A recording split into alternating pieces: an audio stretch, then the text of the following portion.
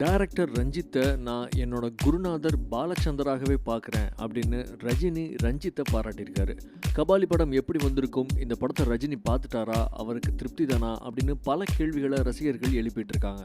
அதுக்கெல்லாம் பதில் சொல்கிற மாதிரி ஒரு தகவல் வெளிவந்திருக்கு. கபாலி படத்தை ரஜினி பார்த்துட்டாரு. படத்தோட டபுள் பாசிட்டிவ் பார்த்தவர் தயாரிப்பாளர் கலைப்புலி தானு கிட்ட தன்னோட உணர்வுகளை பகிர்ந்துகிட்டாராம். என்ன தானோ, இந்த படம் இப்படித்தான் வரும்னு நினைச்சிருந்தேன், சும்மா அப்படி இருக்கு படம், ஃபேன்டாஸ்டிக் அப்படின்னு மகிழ்ச்சியோட பாராட்டியிருக்காரு ரஜினி. அதோட தன்னை பத்தி ரஜினி சொன்னதை கேள்விப்பட்டு மகிழ்ச்சியோட உச்சத்தில் இருக்காரு ரஞ்சித். முன்னாடி எல்லாம் பாலச்சந்தர் சார் என்ன நடிக்க வச்சு வேலை வாங்குவாரு. அதுக்கப்புறம் நான் நடிச்ச படங்கள்ல எல்லாம் டைரக்டர்கள் என்ன சொன்னாங்களோ அதை கேட்டு அப்படியே நடிச்சேன், அவ்வளவுதான். இப்போ கபாலியில என்கிட்ட ரஞ்சித் வேலை வாங்குறத பார்த்தப்போ எனக்கு பாலச்சந்தர் ஞாபகமே வந்துருச்சு அப்படின்னு தானு கிட்ட மகிழ்ச்சி பங்கு சொல்லியிருக்காரு ரஜினி. கபாலியோட டீசர் 16 மில்லியன் வியூவர்ஸோட இணையத்தை கலக்கிட்டு இருக்கிறது குறிப்பிடத்தக்கது.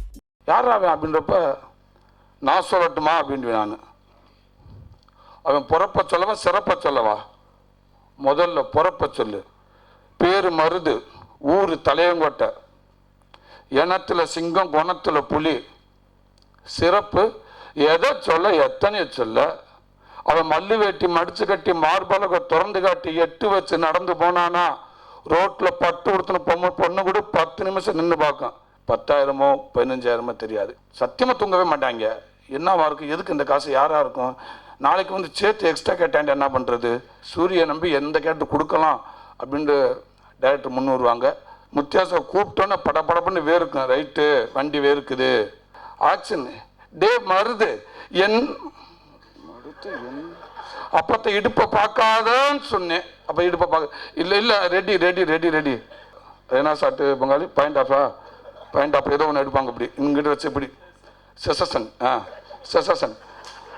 அப்பத்தான் லுக்கு மாறுது. வேல்ராஜன், நீங்க பேப்பரை சைடில் காட்டினா மாறுதான் செய்யும். பேசத்தாண்டு.